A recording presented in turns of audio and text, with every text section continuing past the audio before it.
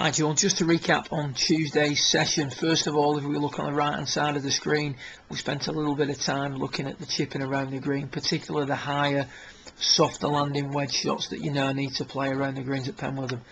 We were struggling with the ball coming out a little bit flat and pulling it to the left. If we take a little look at, first of all, face on setup on the bottom right, we can see that the hands are quite a long way forward for someone who's trying to play a high soft landing shot. So the ball's back and the hands forward, that's more conducive to a lower running shot.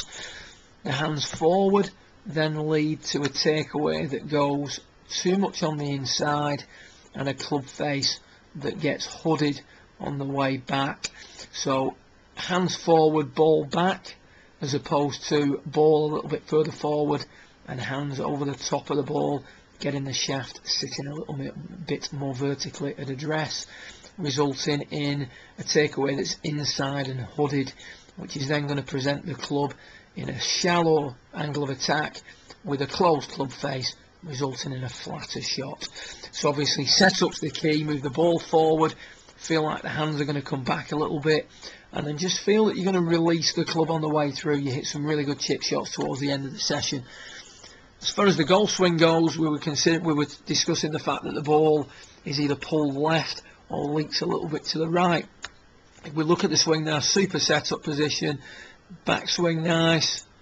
As we come into the delivery position, everything's in a really good spot there. I mean, you're coming from the inside much better than you used to.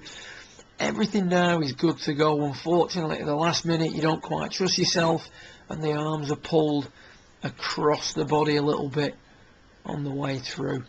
Nowhere near as much as previously, but it's still enough to have an effect on your golf shot. So the drill we gave you was to set up with some sort of resistance in front of you. Without making a backswing, you get the feel of pushing the object out of the way.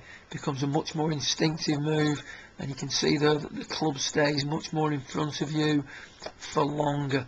If we look at the footage on the top left, the club disappears past the body very quickly,